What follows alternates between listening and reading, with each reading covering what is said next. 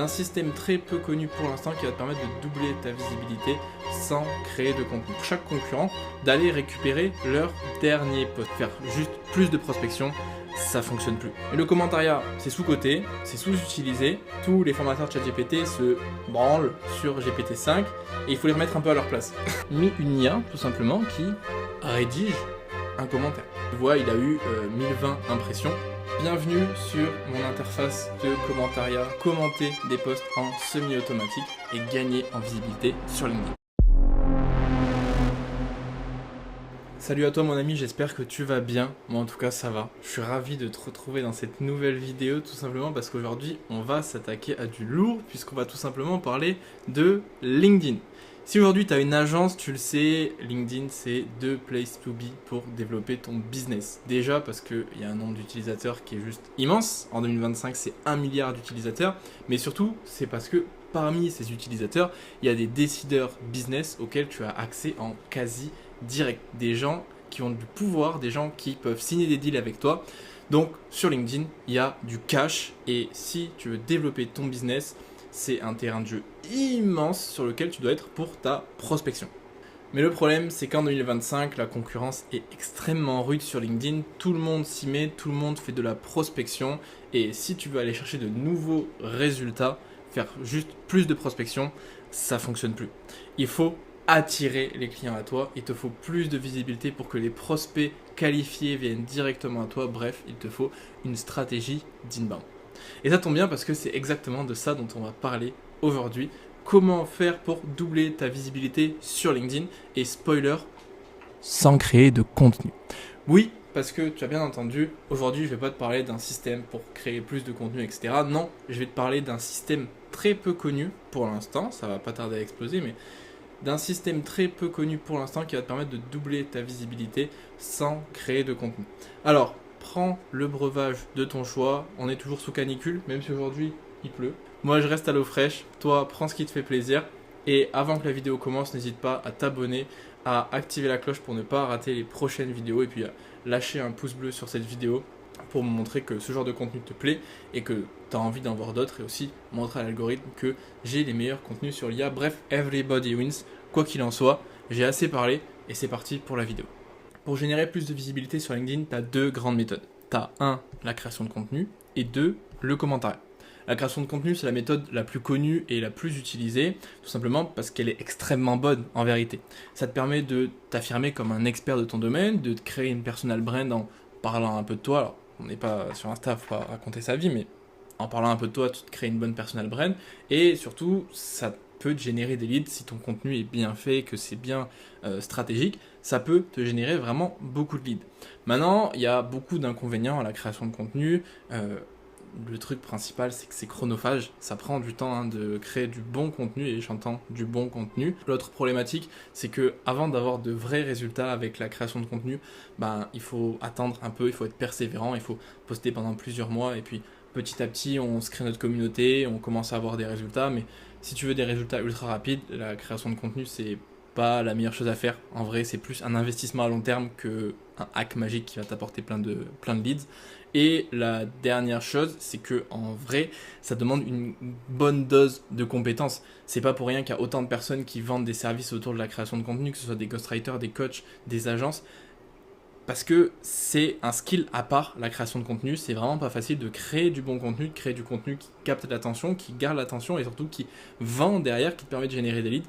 Donc, ces trois gros désavantages font que la création de contenu, c'est bien, mais voilà, il faut vraiment le voir comme quelque chose à plus long terme et pas comme quelque chose qui, là, très rapidement, va pouvoir t'apporter des résultats. C'est pour ça qu'aujourd'hui, on va parler du commentariat, parce que c'est une méthode qui est beaucoup moins utilisée, qui est sous-estimée sur LinkedIn, alors qu'elle apporte de vrais résultats. Le commentariat, c'est quoi?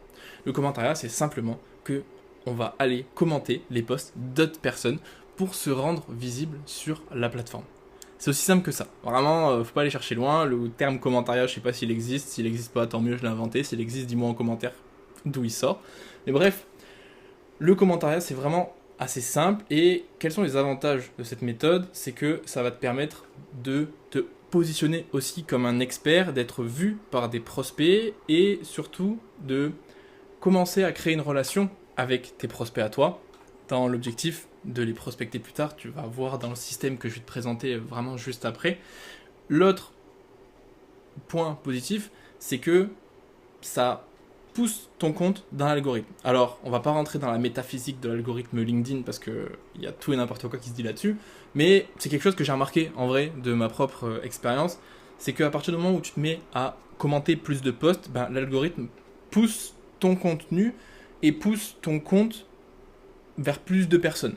Donc en vérité là tu vois j'ai mis un petit éclair en mode VS, mais ces deux méthodes elles sont intrinsèquement liées. Maintenant la problématique du commentariat c'est qu'en vérité c'est assez chronophage aussi, hein, et c'est super chiant, c'est pour ça que je l'ai automatisé d'ailleurs, mais c'est super chiant, pourtant ça apporte vraiment de vrais résultats. Je vais te montrer des résultats à la fin de la vidéo, donc reste bien jusqu'à la fin. Mais le commentariat c'est sous-coté, c'est sous-utilisé.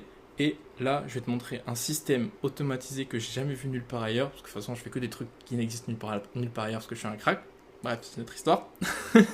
Mais je vais te montrer aujourd'hui un système que tu vas pouvoir répliquer, que tu vas pouvoir mettre en place pour commenter des posts en semi-automatique et gagner en visibilité sur LinkedIn. Donc, reste bien avec moi. Comme tu le vois, ce système est assez simple. En vérité, il n'y a que 3 étapes.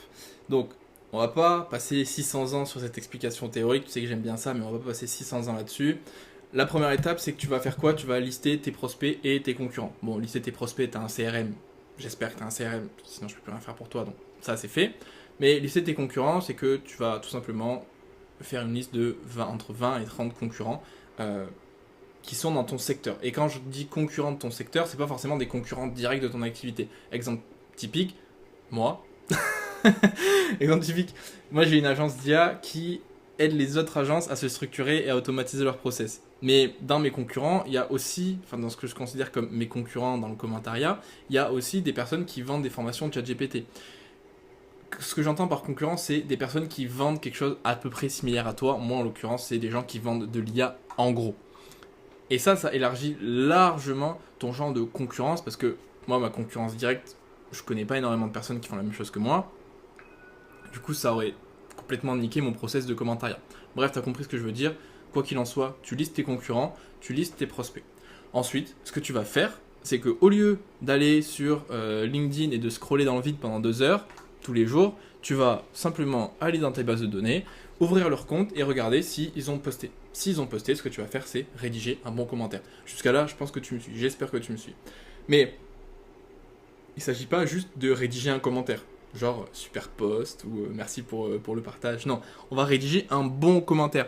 Parce que n'oublie pas que notre objectif, c'est la visibilité. Et personne ne veut voir quelqu'un qui commente super post. Tu vois, on s'en balèque. C'est limite les commentaires automatiques LinkedIn.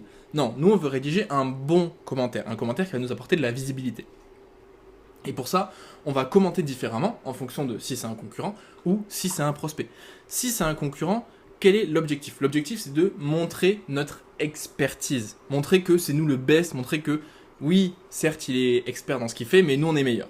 Tu vois? Et surtout, quand tu commentes le post d'un concurrent, il faut bien avoir en tête que la personne à qui tu t'adresses, c'est pas ton concurrent, t'en as rien à foutre de ton concurrent, t'en bats les couilles de lui. Non.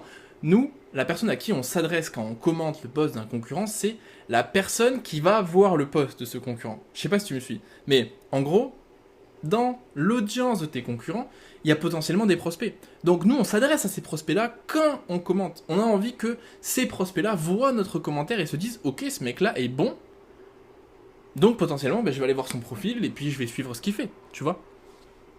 Donc quand tu commentes le post d'un concurrent, ton objectif c'est de montrer ton expertise, c'est de rebondir sur quelque chose qu'il a dit, d'aller plus loin, de montrer toi ta propre expérience, de dire ce que tu as fait, les résultats que tu as eus, les problèmes que tu as rencontrés, et surtout, il faut pas avoir peur de se mouiller. Il faut pas avoir peur si tu vois que ton concurrent il raconte quelque chose que tu considères comme faux pour X ou Y raison, il faut pas avoir peur de le dire. C'est pas parce qu'on est sur LinkedIn et que tout le monde se suce entre tout le monde Bref, c'est pas parce qu'on est sur LinkedIn qu'il faut avoir peur de se mouiller et avoir peur de dire ce qu'on pense. Non, il faut dire ce qu'on pense. Et c'est aussi ça qui va t'apporter de la visibilité, et je vais te montrer un exemple juste après. Maintenant, si tu commentes le post d'un prospect, quel est l'objectif? L'objectif, c'est de créer une relation avec ce prospect. L'objectif, c'est de montrer ton intérêt pour son travail. Pourquoi? Parce que ça prépare le terrain pour la prospection. Et là, Contrairement au post du concurrent où on ne s'adresse pas à la personne qui rédige le post, là, quand on commente le post d'un prospect, on s'adresse directement à lui. Donc, qu'est-ce qu'on va faire pour montrer l'intérêt et créer cette relation avec notre prospect? Tout simplement, on va s'intéresser à son travail, on va poser des questions.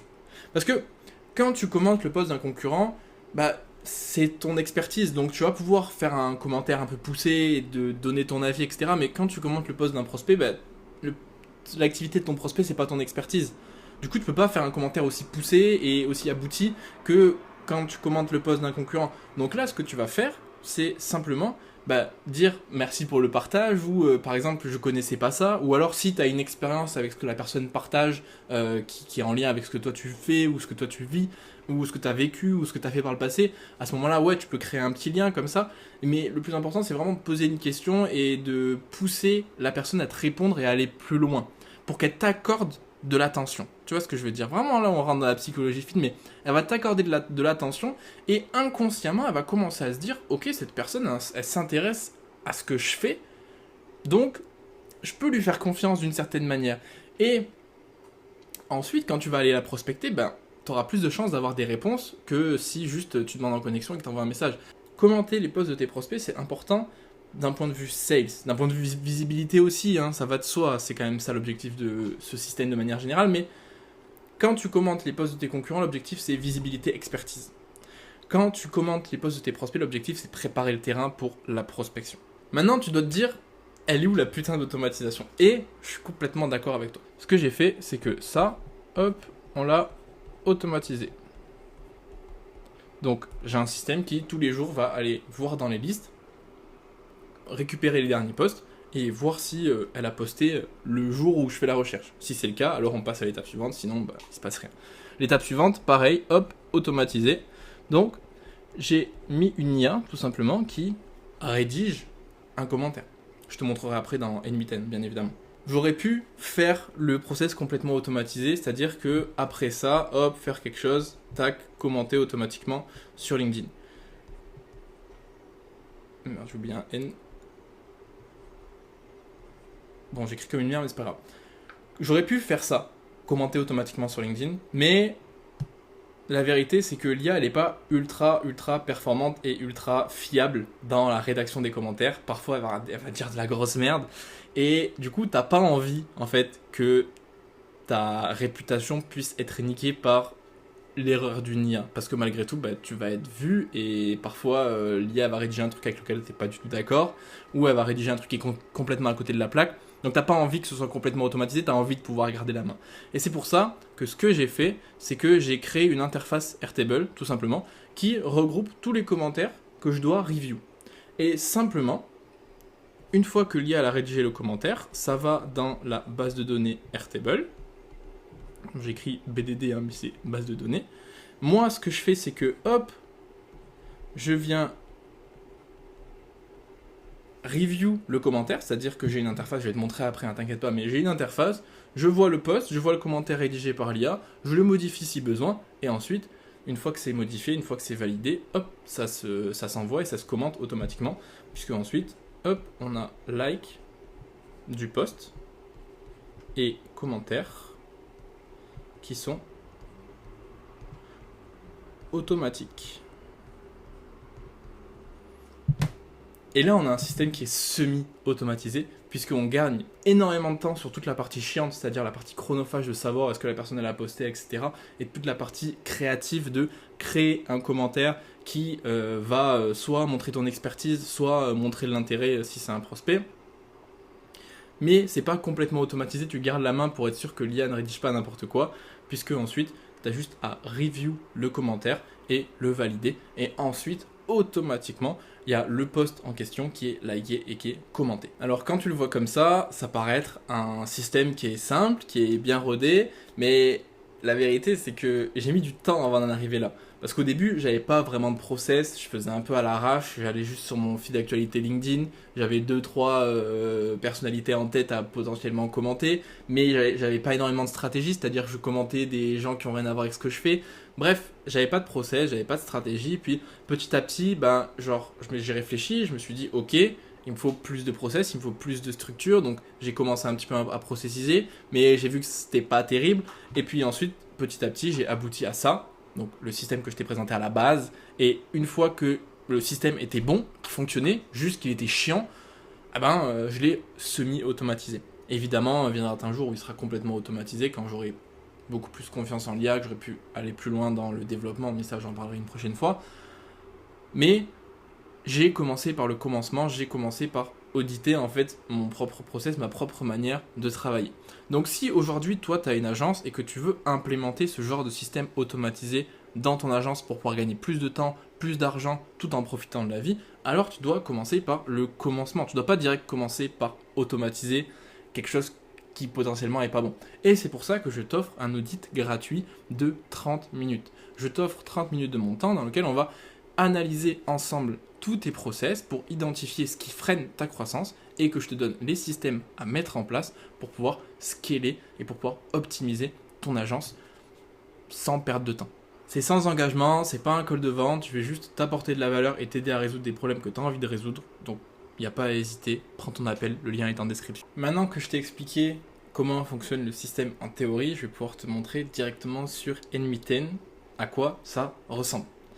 C'est quoi l'automatisation, quelles sont les différentes étapes, et ensuite je te montrerai la deuxième automatisation LinkedIn, et enfin je te montrerai sur Airtable à quoi ça ressemble, et puis je te montrerai rapidement 2-3 résultats que j'ai pu obtenir avec ce système alors que je l'ai mis en place depuis une semaine.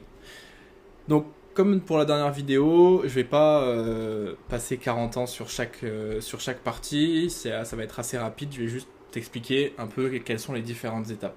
Donc première étape, c'est programmé pour se le déclencher automatiquement un jour sur deux, et qu'est-ce que ça fait? C'est que ça récupère justement tous mes concurrents, tout simplement. Ça récupère tous mes concurrents, et ensuite l'objectif, ça va être pour chaque concurrent d'aller récupérer leur dernier poste.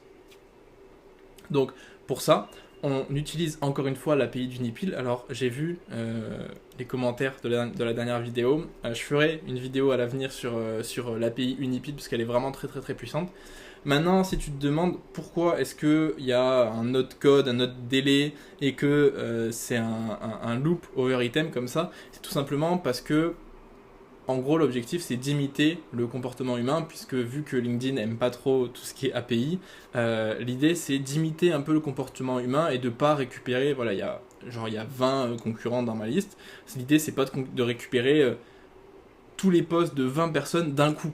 Parce que sinon, LinkedIn va se dire, what the fuck, c'est forcément automatique, tu vois. Alors que là, j'ai mis en place quelque chose qui, un code qui génère une durée aléatoire entre telle et telle durée, et ensuite il y a un node wait qui va attendre cette durée là et ça va looper comme ça pour en gros faire genre que c'est aléatoire et que du coup c'est un comportement humain. Mais en bref, l'idée c'est la même. Pour chaque concurrent, on récupère son dernier poste. Ensuite on filtre pour n'avoir que les posts d'aujourd'hui ou de hier et pas recommenter des posts qu'on a déjà commentés, ça n'a aucun putain de sens. Donc on filtre ça, ensuite on structure un peu les données, puis on donne tout ça à notre IA. J'ai créé une base de données vectorielle dans laquelle j'ai mis tout un ensemble de connaissances, mes connaissances personnelles sur l'IA, sur comment prompter un modèle, sur comment optimiser des process, etc. etc. Comme ça, l'IA va être en mesure de donner de vrais bons arguments dans ses commentaires et donner des arguments qui se basent sur mon knowledge à moi. Ça, c'est ultra puissant. Et évidemment, on a un prompt engineering qui a été travaillé, retravaillé pour être sûr que l'IA génère de bons commentaires. Je vais évidemment donner beaucoup d'exemples de ce que moi je peux commenter, de ce que j'ai commenté par le passé, pour qu'elle puisse s'inspirer de ma manière d'écrire, de ma manière de commenter des posts. Ensuite, on garde que le post, on restructure les données et on insère le commentaire dans Airtable, dans la base de données que je vais te montrer juste après. Et enfin, je reçois un petit message sur Telegram de mon IA que j'ai appelé Ares d'ailleurs. Je reçois un petit message d'Ares qui me dit voilà, tu as X commentaires à rédiger. Alors après, une fois que je reçois le message, j'ai juste à aller sur l'interface Airtable que je vais te montrer juste après pour tout simplement review les commentaires. Et une fois que c'est review, j'active un petit raccourci Apple qui s'appelle Commentariat, que je vais te montrer. Tac.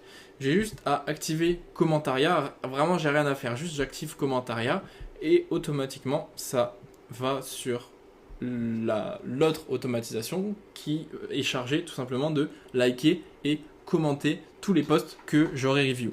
Donc, qu'est-ce qui se passe? C'est tout simplement que ça va récupérer tous les commentaires qui sont notés à commenter. Ensuite, ça va update chacune des lignes pour dire que ça a été commenté. Et enfin, ça va passer dans un nouveau loop over qui va imiter un comportement humain, dans lequel on va liker le post en question, dans lequel on va commenter le commentaire en question, et ça va looper comme ça pour tous les commentaires de la journée, tout simplement. Et ensuite, ce qui va se passer, c'est assez simple, c'est que hop, je vais recevoir un message de Ares qui va me dire tous les posts ont bien été commentés. Et ensuite, ça c'est juste un petit truc qui simplement clôture la tâche récurrente de commentariat. Donc voilà, tu vois, toutes mes automatisations, après tu n'as vu que 2 systèmes pour l'instant, mais ça va être comme ça tout le temps. Toutes les automatisations, elles sont assez simples en vérité. Elles sont assez simples, pourquoi? Parce que ça sert à rien de faire des trucs compliqués, tu vois, je vois des fois des automatisations avec des trucs de fou et tout, non. Le plus important, c'est pas la complexité de l'automatisation, le plus important, c'est est-ce que le système à la base est bon. Si le système à la base est bon, alors le système est simple, parce que les meilleurs systèmes sont les plus simples, et si le système est simple, forcément l'automatisation sera simple. Bref, tout ça pour dire que avec ces 2 automatisations, bon là je t'ai montré tout à l'heure l'automatisation de commentaires des concurrents, mais pour les prospects c'est relativement la même chose. Donc je t'ai montré ça, et tu le vois, c'est vraiment pas compliqué, et tu as toutes les clés pour pouvoir reproduire ces automatisations sur ton propre N8N si jamais tu as N8N. Et si jamais tu n'as pas N8N, que tu diriges une agence, que tu veux mettre en place ce genre de système, tu sais ce qu'il te reste à faire, réserve ton call, le lien est en description. Bref, maintenant que ça c'est dit, je vais pouvoir aller sur l'interface de Airtable et te montrer concrètement à quoi ça ressemble de review des commentaires. Bienvenue sur mon interface de commentariat sur Airtable. Tu le vois, c'est vraiment très simple. On a tous les commentaires à review qui sont là. On a tous les commentaires qui sont en attente d'être postés là. Et c'est tout, pas besoin de plus. J'ai mis une vue galerie pour avoir voilà, juste en gros l'accroche du post, pour savoir qui c'est qui l'a posté, pour savoir quelle est la date du post et quelle est l'heure du post. Et ensuite, simplement, ce que j'ai à faire, c'est à cliquer ici. Je vois le texte du post. Ensuite, je vois le commentaire de l'IA. J'ai simplement à review le commentaire rédigé par Ares. Et si ça me convient, alors ça va très vite parce que c'est juste supprimer 1 ou 2 phrases ou rien faire du tout. Si ça me convient pas, ça prend un peu plus de temps, mais au moins j'ai ce truc de créativité qui est moins chiant puisque j'ai déjà une idée de ok, qu'est-ce que je pourrais commenter. Et là, exemple typique, ça c'est le post d'un concurrent qui parle de GPT-5. Et je te disais tout à l'heure, il ne faut pas avoir peur de se mouiller. Et en ce moment, tous les formateurs de ChatGPT se branlent sur GPT-5 et il faut les remettre un peu à leur place. Non, plus sérieusement, tu vois, notre frérot là suce les benchmarks de GPT-5 et tous les gens qui s'y connaissent un peu en IA savent que les benchmarks ça veut rien dire. Savent que les benchmarks ça veut rien dire. Pourquoi? Parce qu'il y a moyen d'entraîner un modèle pour être bon sur les benchmarks. Et à ce moment-là, ça fausse tout. Dans le commentaire d'Ares, il dit voilà, chiffre à l'appui, c'est vrai, GPT-5 est impressionnant, mais on est encore dans l'ère des benchmarks et ça suffit pas et c'est 100% réel. Ce qui compte, c'est ce qu'on en fait. Est-ce qu'on s'est intégré dans les workflows concrets, résoudre des problèmes réels? Est-ce qu'on évite le piège de la preuve de concept qui finit par dormir sur une étagère? Et ça, c'est 100% vrai parce que GPT-5, le truc, c'est qu'il est puissant, mais du coup, il prend un temps de ouf à générer et il y a plein d'usages d'entreprise où en fait, genre, toute cette puissance, elle sert à rien. La preuve en est, j'utilise pour mes commentaires un modèle open source de 27 milliards de paramètres, qui a à des années-lumière de la puissance de GPT-5. Pourquoi? Parce que pour cette tâche-là, ce modèle-là est plus performant. Donc pourquoi se branler sur GPT-5, tu vois? Après, tu vois, cette phrase-là, par exemple, l'Europe a besoin de se réveiller, mais elle a besoin de pragmatisme, peut-être pas de panique. On a besoin de gens qui savent appliquer ces technologies, pas seulement les admirer. Bref, ça c'est un peu, tiens, prends la balle perdue, tu vois? Du coup, par exemple, ça, je supprime et je remplace par une autre phrase qui finit mieux le commentaire. Et ensuite, ce que je fais, c'est juste je change le statut, paf, je mets à commenter. Et je peux donner une note à la perf d'Ares, à la perf du commentaire, pour ensuite, moi, Comme ça, je vois sur le long terme quelle est la performance des posts, des commentaires, et puis je peux affiner le prompt, pardon, et pour pouvoir avoir de meilleurs résultats tout simplement. Donc là, on a mis le statut à commenter, et comme tu le vois, tac, on a là le post qui attend d'être commenté. Et ensuite, une fois que j'ai fait tous mes reviews, comme tu le vois, c'est assez rapide, hein, tac, je fais ça, je fais commentariat et j'active l'automatisation et automatiquement ça va récupérer tous ces commentaires là et ça va les commenter sur les posts directement des personnes directement sur LinkedIn. Et ça c'est insane. Maintenant tu te dis peut-être, ok Zay c'est bien beau tout ça, mais concrètement ça apporte quoi comme résultat? Et ça c'est une question tout à fait respectable et je te comprends. Alors, je vais te montrer 2-3 exemples. Je vais te montrer 2 commentaires qui ont bien marché. Un commentaire sur un post d'un concurrent qui parlait des modèles open source de OpenAI, que j'ai testé d'ailleurs, et c'est pour ça que dans le commentaire, voilà, je dis j'ai testé vite fait GPT-OS pour certaines tâches en le déployant sur mon serveur, et je vais être emballé, ce qui est 100% vrai.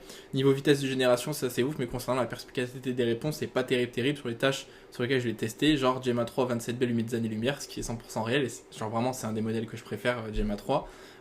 Mais c'est intéressant qu'OpenAI se positionne dans le game de l'open source. Il faut savoir que là, 60% du commentaire, c'est Ares, tout simplement. Moi, j'ai juste j'ai juste ajouté ça, parce que ça, ils pouvaient pas le savoir que j'avais testé. Mais par contre, c'est lui qui a parlé de Gemma 3, c'est lui qui a parlé de vitesse de génération, etc. Donc, j'ai pas perdu beaucoup de temps à faire ce commentaire. Et tu le vois, il a eu 1020 impressions. Donc, il a été vu par 1020 personnes. Il y a 1020 personnes qui ont vu ce commentaire et qui se sont dit, ok, ce mec-là, il sait utiliser des modèles open source, il sait déployer des trucs sur son serveur. Et derrière, tu vas le voir, mes vues de profil, elles sont augmentées. Autre commentaire qui a bien fonctionné, pareil, c'est sur le post d'un concurrent qui parle de GPT-5 et qui parle en fait aussi d'autres problématiques quand on intègre l'IA dans les entreprises. Et j'ai fait un commentaire qui était vraiment bon d'ailleurs et que genre c'est quasiment que Ares qui l'a fait. C'est qu'il y a une autre vérité importante quand on parle d'intégrer l'IA dans les PME ETI, c'est qu'il y en a plein qui sont pas prêtes pour l'IA parce que leurs process sont brouillons, parce que les données sont éparpillées, parce que certaines sont pas encore 100% digitalisées et il y a plein d'autres raisons qui font que c'est compliqué et que en fait à mon sens le travail d'une agence ou d'un freelance IA c'est plus être COO que être expert IA, tu vois. Et c'est pour ça que moi quand je travaille avec mes clients, quand je travaillerai avec toi, j'ai plus le rôle d'un COO qui va t'aider à optimiser tes opérations quotidiennes plutôt que juste intégrer l'IA, parce que juste intégrer l'IA, souvent ça mène au bordel sans nom. Donc si tu veux un COO qui va t'aider à optimiser toutes tes opérations, à gagner du temps au quotidien, tu sais ce qu'il te reste à faire, prends un call avec moi, le lien est en description. Bref, tu le vois avec ces 2 posts, donc avec ces 2 commentaires, pardon. Donc là, ça a fait 862 impressions. Ces 2 commentaires font plus d'impressions que mes posts, genre. C'est une dinguerie. Et les gens voient mon expertise et ça a pas de prix. Et en plus de ça, ça me pousse dans l'algorithme parce que comme tu le vois, donc il faut savoir que ce système, je l'ai mis en place la semaine dernière, je l'utilise que depuis 5 jours. Concrètement, sur les 28 derniers jours, tu vois, j'ai mis en place le système à peu près vers le 10 août et bah, ça a complètement fait exploser le nombre de vues de profil, tout simplement. Je suis passé de moins de 20 à 82 en une semaine. Donc imagine sur le temps long, pareil, le commentariat c'est comme la création de contenu, c'est un investissement à long terme, c'est une routine à mettre en place, et une fois que tu l'as mis en place, ça va t'aider à avancer sur le long terme. Mais voilà, imagine dans 3 mois, après avoir commenté 15-20 posts par jour avec une aussi bonne qualité, après avoir fait des milliers d'impressions sur mes commentaires, ça va forcément m'apporter beaucoup de résultats. Donc, mets en place ce système de commentariat si tu veux développer ton LinkedIn, si tu veux développer ton business, si tu veux avoir plus de visibilité. Vraiment, ça va t'apporter des résultats comme tu le vois. En tout cas, merci à toi d'être resté avec moi jusqu'à la fin de cette vidéo. Ça m'a fait super plaisir de la tourner. Comme d'habitude, de toute façon, j'adore ça. Si elle t'a plu, n'hésite pas à lâcher un gros like. Ça me montre que ce genre de contenu te plaît, ça me pousse dans l'algorithme YouTube et surtout ça me donne énormément de force pour continuer à te produire d'autres contenus dans ce style-là. La semaine prochaine, je vais te présenter encore une fois un système, évidemment, un système complètement insane, vraiment, qui va te permettre de générer plus de 100 leads qualifiés par semaine sur LinkedIn sans lever le petit doigt parce que c'est complètement automatisé. Donc, si tu veux voir cette vidéo et je sais que tu as envie de la voir pour développer ton agence, abonne-toi à la chaîne, active la cloche pour ne pas rater cette masterclass. Bref, sur ces révélations fracassantes, je te dis à la semaine prochaine. C'était Zay. Ciao.